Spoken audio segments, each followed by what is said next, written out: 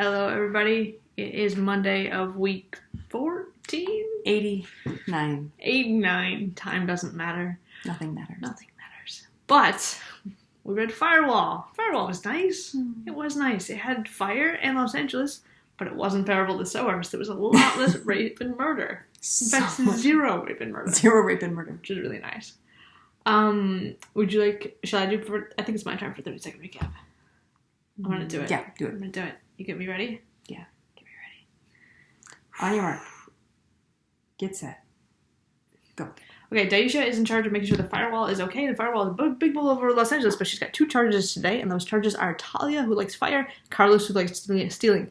And they're out in the desert, and they notice that there's a rip in the firewall, and she calls into the council, which is this, like, chaotic, like, participatory government thing, and everyone's like, you can fix it, we believe in you. And she's like, oh, I don't know, but then Talia says something on fire, and the firewall is like, ooh, I want that. And then, so they repair the firewall by using the fire, because it turns out that the firewall's gone all symbiotic, and everything's cool, and her assistant's keeping her assistant's dog.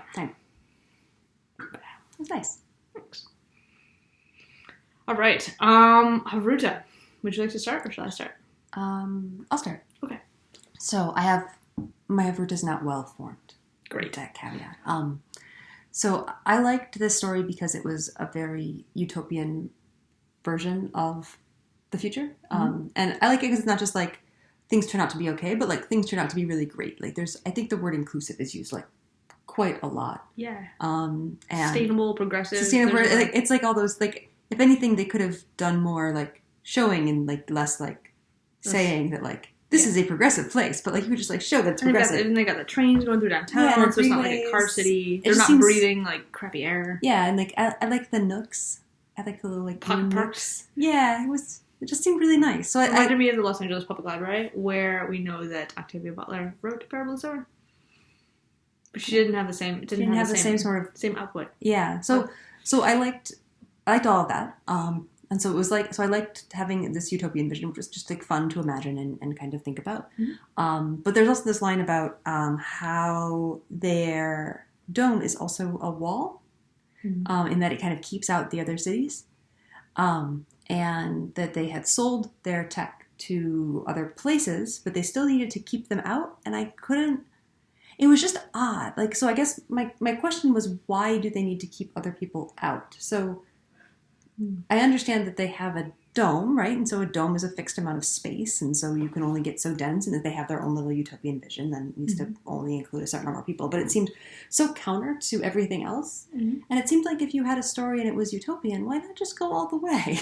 Like, especially they gave everyone else the technology, why would they want to come to Los Angeles? So I had a lot of questions about that, and the best answer I could come up with was that Los Angeles had been particularly successful in other dimensions, right? That an enviable place to live. Yeah, just an enviable. Like, once you took care of this problem because of the human resources they had and like the way that they cleverly built their city and good governance, that it became like a really great place that is not true of other places. And so the wall is like a necessary but not sufficient condition to be a really great city, but I still wasn't quite happy with that because it just seemed odd. Yeah, I have a couple of thoughts. And also didn't seem very utopian. It's true. Does utopia necessarily require there to be a dystopia that's excluded? Yeah. The Ghost book talks about the armed lifeboat, where you are gonna save everybody in your boat, but you're also going to keep everybody else out, usually militarily. We don't see that. There's no security that seems to involve violence, which is good. Yeah. One thing that I wondered, so I lived in Los Angeles, as you know, for college, and Los Angeles is very sprawly. There's no sense that like, here ends Los Angeles, let's put the dome here. And it's like still, kind of like going further and further. And so it did make me wonder, like, where does Los Angeles end? Did they say like, screw you, Orange County? Was there a point where they're like, okay, now we're done with Los Angeles? And clearly they did, in the story, but like, how far out did they go? Like, and so if we're thinking about like, finite amount of space, like it's already a fairly dense city, and they can't move more people in. But yeah, I think that there's a mention that the city council member who had known Grandma Jean says something about how like many cities burned up early on. Yeah, that does seem to be like a while ago. So it makes me wonder if there are people kind of like living in the desert who are. Yeah. Like, is there nomadic people, or are there sunborn, as in our last story? I think it's kind of implied that there are. Like, not necessarily directly on the periphery, because, like, that's just desert scrublands. Mm-hmm. But I got the impression... again, Los Angeles, that's not where you would, like... But part of Los Angeles would be I think it might have become. So, part of my... So, because it's not just that she remembers that, like, there were other parts, but, like, that also the fires ripped through. Like, that had... I think she remembered one of Grandma Jean's stories about the fires ripping through. So maybe the rest of it has... I think they might have just, like, given up. Mm-hmm. I think they drew a line somewhere. And everything outside of that is scrubland. But I think then there's other places they have sold to that have been protected. So I kind of have an image of, like, a countryside that has, like, dome. So maybe everyone ended up in a dome. But well, I mean, it could also be like an empire sort of building, like that because it was something about, like, when the other cities sense weakness, they come. Yeah. So it's not just that they want to be part of Los Angeles. It's also that, like, perhaps they want to, like, conquer Los Angeles, make it part of, like, some sort of... But again, there's no security apparatus for that. No, they said they have the yellow door marked kind of thing. Yeah, but, which like, was is there somebody there to protect that? Or does the dome itself have some sort of, like, martial purpose? Like, if you don't have the right, like, thermo suit, then it won't let you in or something? I don't know. I mean, they've got a lot of tech. I wouldn't put it past them for the wall to sort of bounce them back or something. Yeah, I bet it does. Or it consumes you. Maybe I don't know if you were breaking in and that's why I had low energy. Maybe. It feeds on fire and souls. That seems likely. My first question has to do with why it is that Daisha does not have the capability to do her job. Like, Grandma Jean has passed down... So this is a government that's highly, like, so democratic that she makes it like a parody. Yeah. And yet this seems to be a hereditary position that she's gotten from her grandma, but hasn't been properly trained to do. This is a city that has Caltech, USC, UCLA, assuming that none of them were jettisoned by the wall. Like, how did Daisha end up in charge of a wall that she doesn't know how to maintain? Do you have an answer? Or? I don't know.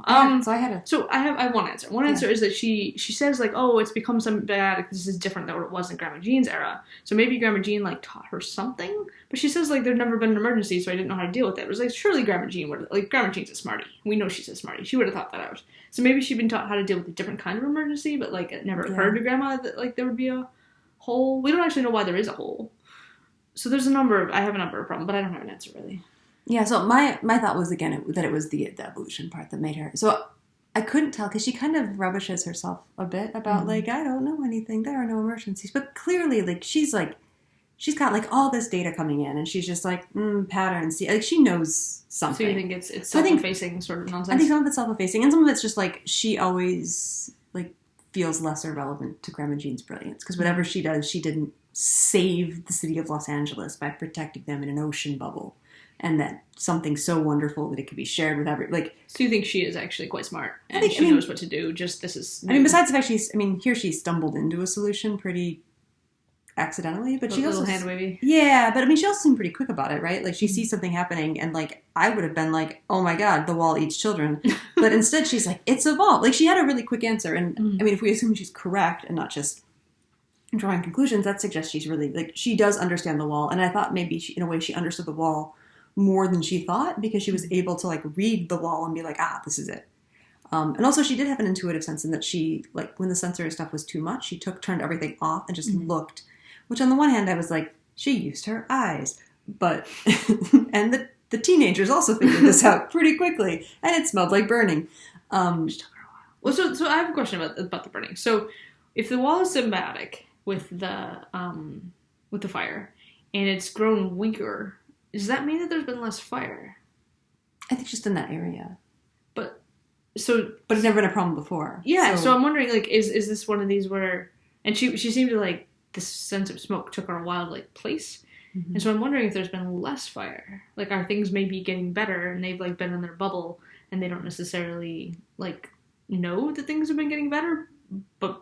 I mean, that is the idea that if people stopped messing around with the woods, then the burn cycles would be less destructive. Mm-hmm. And so if they had kind of said, like, no, you just do your own thing, we're not going to, like, clear all the brush or whatever, we're going to, like, let everything just kind of be and do its own natural thing, and now 90 years have passed, and it's possible that, like, the burning should have chilled out a bit. Yeah. Because, like, rampant wildfires in California aren't just a product of heat and drought. Yeah, it's also a bad policy management. problem. Yeah. Yeah. But it doesn't make me wonder. So if I'm imagining this dome, somebody has to live right at the edge, right? And that means those fires must come like really, really close. And they're like, no, but don't worry, the wall's going to catch them. But like, have people noticed that there's like fewer fires, or what's going on there? I don't know. Raises a lot of questions. It does raise a lot of questions. A lot of questions. Well, anyway, I thought it was a nice story. I did like it. It made me feel happy. Yeah, it was nice. I hope it made you feel happy. Yeah, I hope so. So we've got one coming up for Wednesday.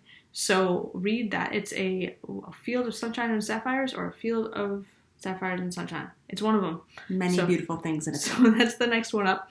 And then, again, on Friday, we will have a presentation, and you will not be meeting in your groups. I finished grading your midterms. Your short story ideas were delightful. I really enjoyed those. So thanks for that. That was good. And we'll see you again on Wednesday. Bye, everybody. Bye.